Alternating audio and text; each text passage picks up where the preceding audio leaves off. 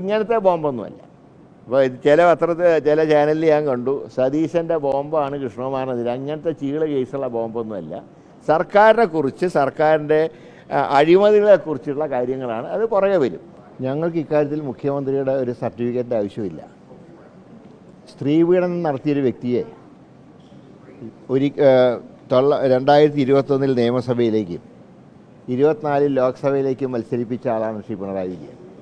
കാരണം Hema committee report വായിച്ചു നോക്കിയ 2 വ്യക്തികൾ, ഒരാൾ മുഖ്യമന്ത്രിയാണ്, രണ്ടാമൻ AK ബാലനും. സ്ഥാനാർത്ഥി 21 വീണ്ടും അതേ മുകേഷിനെ സ്ഥാനാർത്ഥിയാക്കി വിജയിപ്പിച്ചു. 2021 വീണ്ടും കൊല്ലത്ത് നിർത്തി, അവിടെ തോറ്റുപോയി. അങ്ങനെ ചെയ്തൊരു മുഖ്യമന്ത്രി ഞങ്ങൾ ഉപദേശിക്കാൻ വരണ്ട. ഞങ്ങളിങ്ങനെ ആരോപണം കേട്ട ഉടനെ തന്നെ അദ്ദേഹത്തിനെതിരെ നടപടി സ്വീകരിച്ചു. പാർട്ടിയിൽ നിന്ന് സസ്പെൻഡ് ചെയ്ത് മാറ്റി നിർത്തി. ബാക്കി കാര്യങ്ങൾ അന്വേഷിക്കേണ്ടത് മുഖ്യമന്ത്രിയുടെ ഡിപ്പാർട്ട്മെൻറ്റാണ്.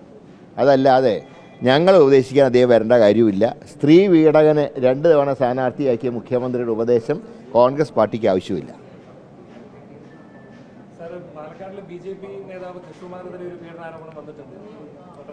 ഞാനൊരു കാര്യം പറയുന്നത്, ഇങ്ങനെ ഒരു കേരള രാഷ്ട്രീയം ഒരു A സർട്ടിഫിക്കറ്റിലേക്ക് പോകരുതെന്നാണ് എൻ്റെ വ്യക്തിപരമായിട്ടുള്ള അഭിപ്രായം.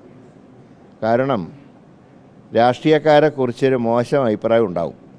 എല്ലാ ഭാഗത്തുനിന്നും ഇങ്ങനെ പരസ്പരം ഈ രീതിയിൽ ആരോപണങ്ങൾ വരുന്നത് രാഷ്ട്രീയത്തിന് ഭൂഷണമല്ല. അതുകൊണ്ട് ഈ വിഷയത്തിൽ എനിക്ക് പറയാനുള്ളത്, ഈ സാമ്പത്തിക ആരോപണം ഉന്നയിക്കാം, അതൊക്കെ പതിവുള്ളതാണ്. സർക്കാരിനെതിരായിട്ട് ഒരുപാട് കാര്യങ്ങൾ പറയാനുണ്ട്. ഇതല്ലാതെ ആരൊക്കെ എവിടെയൊക്കെ മതിലയാടി എന്നുള്ളതിനെക്കുറിച്ച് ഒരു ചർച്ച നടക്കുന്നത് തന്നെ മോശമാണ്. ജനങ്ങളുടെ ഇടയിൽ പ്രത്യേകിച്ച് ഇന്നത്തെ ഒരു യങ് ജനറേഷന് അല്ലെങ്കിൽ തന്നെ രാഷ്ട്രീയത്തിനോട് താല്പര്യമില്ല. ഇനി നാളെ ഇങ്ങനെയുള്ള വാർത്തകൾ കേട്ടാൽ, ഇപ്പം ഞാൻ പറയാം, ഒരു നിഷ്പക്ഷമതി ചിന്തിക്കുക എങ്ങനെയാണ്. പാലക്കാട് മത്സരം പീഡകന്മാർ തമ്മിലായിരുന്നു എന്നൊക്കെയുള്ള ചിന്താഗതി വരുന്നതിനെ മോശമല്ലേ? അപ്പം അതുകൊണ്ടാണ് ഞാൻ പറയുന്നത്, ഞാൻ ഇമാതിരി ആരോപണങ്ങളെ ഞാൻ പ്രോത്സാഹിപ്പിക്കുന്ന ആളല്ല. ശ്രീ രാഹുൽ മാങ്കൂട്ടത്തിൽ MLA ആണ്. ആ MLA എന്നുള്ള നിലയ്ക്ക് അദ്ദേഹത്തിന് ജാഗ്രത കുറവുണ്ടായി, തെറ്റ് സംഭവിച്ചു എന്നാണ് വരുന്ന റിപ്പോർട്ടുകളിൽ നിന്ന് മനസ്സിലാകുന്നു. അതനുസരിച്ച് ഞങ്ങൾ നടപടിയെടുത്തു. ഇനി ബാക്കി കാര്യങ്ങൾ സ്വീകരിക്കേണ്ട പോലീസാണ്. ഇങ്ങനെയുള്ള ആരോപണങ്ങൾ ശരിയാണോ അന്വേഷിക്കണം. അപ്പോൾ കുറ്റം ആരോപിക്കപ്പെട്ട ആൾക്കും അദ്ദേഹത്തിൻ്റെ നിരപരാധിത്വം തെളിയിക്കാനുള്ള ഒരു അവസരമുണ്ട്. അത് തെറ്റാണെങ്കിൽ Rahul Mamkootathil defamation suit file ചെയ്യണം. ഇത് രണ്ടും ഇല്ലാത്തടത്തോളം കാലം അദ്ദേഹത്തിനെ സംരക്ഷിക്കേണ്ട ഒരു ബാധ്യതയും ഞങ്ങൾക്കില്ല. അപ്പോൾ അതിൽ പാർട്ടി സ്റ്റാൻഡ് വളരെ ക്ലിയറാണ്. പക്ഷേ മുഖ്യമന്ത്രി സ്വയം പുണ്യവാണഞ്ചമയാൻ നോക്കുക.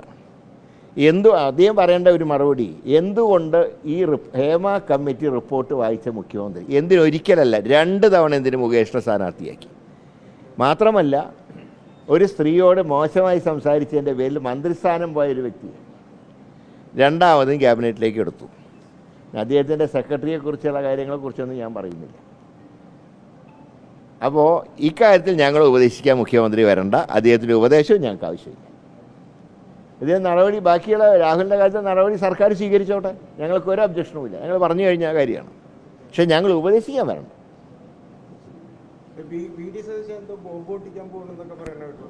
അല്ല, അത് വരുന്നുണ്ട്. അത് ഇങ്ങനത്തെ ബോംബൊന്നുമല്ല. അപ്പോൾ ചില പത്രത്തിൽ ചില ചാനലിൽ ഞാൻ കണ്ടു സതീശൻ്റെ ബോംബാണ് കൃഷ്ണകുമാറിനെതിരെ. അങ്ങനത്തെ ചീള കേസുള്ള ബോംബൊന്നുമല്ല. സർക്കാരിനെ കുറിച്ച്, സർക്കാരിൻ്റെ അഴിമതികളെക്കുറിച്ചുള്ള കാര്യങ്ങളാണ്. അത് പുറകെ വരും. അല്ലാതെ ഇന്നലെ പറഞ്ഞ ബോംബും ഇന്നത്തെ ഇതും തമ്മിലൊരു ബന്ധവുമില്ല. ഈ പറഞ്ഞ കേസൊക്കെ ഞങ്ങൾ പാലക്കാട് ഇലക്ഷൻ കാലത്ത് ഞങ്ങളും കേട്ടിരുന്നു. പക്ഷേ ഞങ്ങൾ പറഞ്ഞു ഇങ്ങനത്തെ വിഷയങ്ങളല്ല ചർച്ച ചെയ്യേണ്ടത്, ഇലക്ഷൻ രാഷ്ട്രീയമാണ് ചർച്ച ചെയ്യേണ്ടതെന്ന് ഞങ്ങൾ അന്ന് തന്നെ പറഞ്ഞു. അതിന് ധാരാളം വരാനുണ്ട്. അത് പൊട്ടുമ്പോഴല്ലേ അറിയുള്ളൂ. അല്ലാതെ ഇന്ന് പൊട്ടിയതിന് ശേഷം പറയും. പൊട്ടിക്കാൻ പോണല്ലേ.